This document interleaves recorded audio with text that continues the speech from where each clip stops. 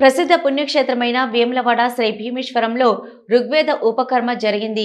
శ్రావణ మాసంలో ఋగ్వేద ఉపకర్మ కార్యక్రమాన్ని బ్రాహ్మణోత్తములు నూతన యజ్ఞోపవీత ధారణ కార్యక్రమాన్ని నిర్వహించారు. శ్రీ భీమేశ్వర ఆలయ అభిషేక మండపంలో ఉత్సవమూర్తుల ముందు హోమం నిర్వహించిన అనంతరం ప్రత్యేక పూజలు చేయడంతో పాటు వేద మంత్రాలతో హోమాది కార్యక్రమాలు చేపట్టారు. నూతన యజ్ఞోపవీతానికి అలంకరణ చేసి యజ్ఞోపవీతాలను వేసుకున్నారు. ఈ కార్యక్రమంలో బీజేపీ నాయకులు ప్రతాప్ రామకృష్ణతో పాటు బ్రాహ్మణులు పాల్గొన్నారు.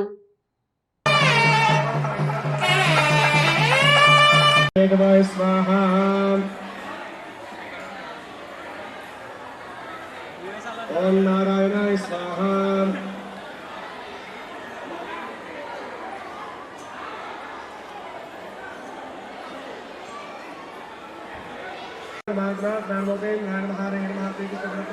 ఉపకరణ తీసుకోవాలి.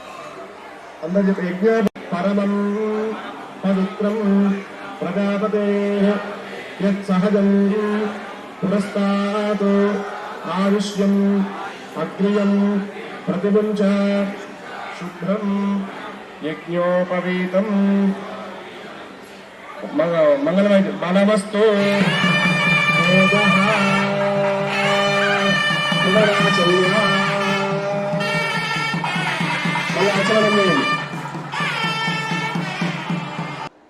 శృతిస్మృతి పురాణానాం ఆలయం కరుణాలయం నమామి భగవత్పాద శంకరం లోకశంకరం.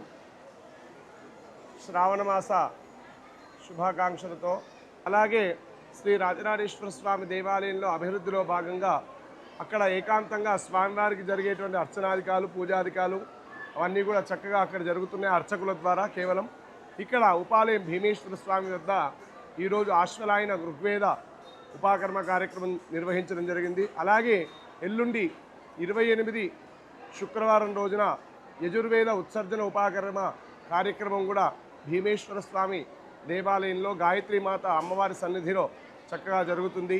కావున ఈ యొక్క కార్యక్రమం అంతా కూడా చక్కగా దేవస్థానం వారు ఎంతో చక్కగా అన్ని ఏర్పాట్లు చేసి బ్రాహ్మణోత్తములందరూ కూడా చక్కటి అవకాశాన్ని కల్పించినారు. ప్రతి సంవత్సరం లాగానే ఈ సంవత్సరం కూడా శ్రీ రాజరాజేశ్వర స్వామి దేవాలయంలో శ్రావణ మాస శుద్ధ చతుర్దశి శ్రవణ నక్షత్ర ప్రధానంగా ఈరోజు మన దేవాలయంలో ఆనువంశిక అర్చక కుటుంబాలకు చెందినటువంటి ఋగ్వేద సంప్రదాయాన్ని ఆచరించేటువంటి కుటుంబాలను గల బ్రాహ్మణోత్తములు ఈరోజు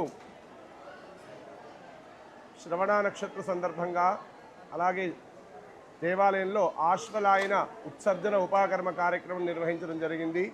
నూతన యజ్ఞోపవీత ధారణ సంవత్సరక దోష ప్రాయశ్చిత్తార్థం ఉత్సర్జన కార్యక్రమము అలాగే ఉపాకర్మ కార్యక్రమం కూడా దేవాలయంలో అత్యంత వైభవోపేతంగా జరిగింది.